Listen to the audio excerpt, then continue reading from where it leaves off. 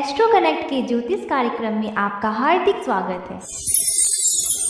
नमस्कार। बात करेंगे मकर राशि वालों की। मकर राशि वालों के लिए ग्रह स्थिति बेहतर है और आने वाले समय में और भी अच्छा होने जा रहा है। एक तो पहली जो अच्छी बात हुई है 4 मई को, वह यह है कि मकर राशि वालों के लाभ भाव के स्वामी मंगल धन भाव में पहुंच चुके हैं। तो धन भाव में आय भाव के स्वामी के जाने का मतलब यह है कि इस समय में आय में वृद्धि होगी और धन विषयक बातें भी अच्छी रहने वाली हैं। अब मंगल की जो दृष्टि है वह है मकर राशि वालों के पंचम भाव पर, और पंचम भाव में शुक्र गमन कर रहे हैं।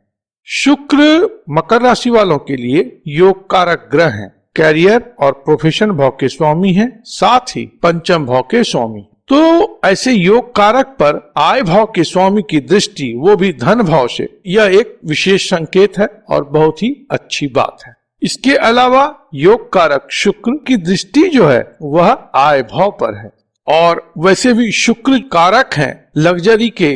तो इस समय में जो है आपके सुख सुविधा में वृद्धि होगी, आपके लाइफ के कंफर्ट में वृद्धि होगी।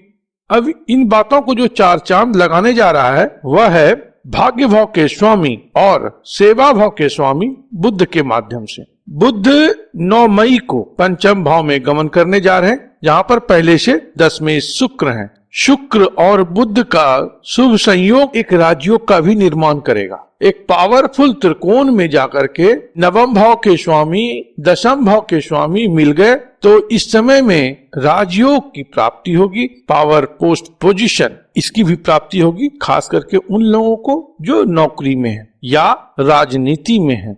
और इस बात को बल देता हुआ यह भी होने जा रहा है कि सूर्य 14 मई को वृषभ राशि में प्रवेश कर रहे हैं, जहां पर कि शुक्र और बुध रहेंगे।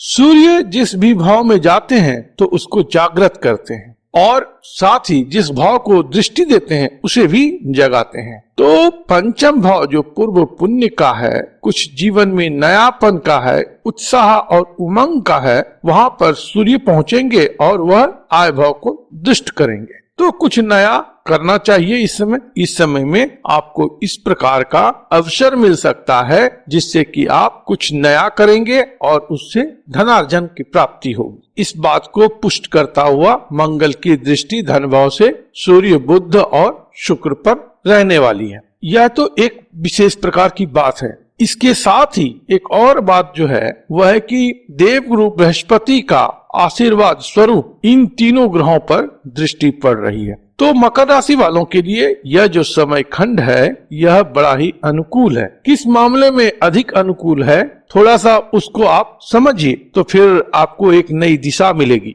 कि पंचम भाव जो है वह ज्ञान का है, कुछ नया करने का है, आइडिया का है, और विजन का है, मतलब फ्यूचर को फोरसी करने का है।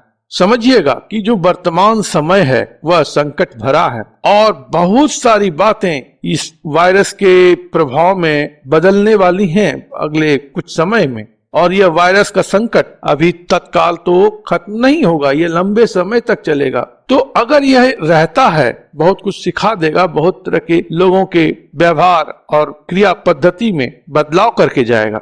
कम से कम एक जो चीजें होंगी वह यह होगा कि लोग अब डिजिटल प्लेटफॉर्म पर अधिक एक्टिव रहेंगे, ऑनलाइन जो है सो सारी बातें होने की तरफ बढ़ेंगी। तो यह एक अवसर भी है इस समय में, यह विचार करना चाहिए इस विजन के साथ कि भविष्य में समय किस प्रकार का करवट ले रहा है, किस प्रकार की स्थिति परिस्थिति हो सकती है, और आपकी जो योग्यता क्षमता है, आपका जो यूएसपी है, उसके हिसाब से आप क्या चीज ऐसा है जो ऑनलाइन कर सकते हैं। आप जिस देश काल में रह रहे हैं उसके हिसाब से फ्यूचर में चीज कैसे बदलेंगी, इसको समझते हुए अभी से तैयारी करें आप, और जितना जल्दी हो उसको इम्प्लीमेंट करें। कोशिश यह हो कि जो इम्प्लीमेंट करें वह त्वरित तौर पर आपको लाभ दे। मैं ये सारी बातें क्यों कह रहा हूँ, क्योंकि उसके लिए इस समय में आपको आइडिया आएगा। At this time, this kind of faculties are getting activated. That's why this is the high time to be active. इस समय आप शिथिल ना पड़े, निष्क्रिय ना पड़े, आलस्य ना करें,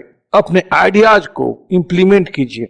वह जो है सो आपके लिए रिवार्डिंग होगा और आप यदि कर पाएंगे तो आपको बहुत खुशी होगी, क्योंकि पंचम भाव सृजन का है, क्रिएटिविटी का है, कुछ नया करने का और आनंद का भी है, उत्साह का भी है। जब आप कुछ नया करते हैं, कुछ क्रिएट करते हैं, तो उसमें आनंद की अनुभूति और उत्साह का संचार होता है। इसलिए इस समय में आप अवश्य में अपने क्षमताओं को पहचानते हुए यह देखें कि क्या आप ऐसा कर सकते हैं जिससे कि आपको इस समय जो एक अवसर सा बन रहा है उसका आपको समुचित लाभ मिल सके।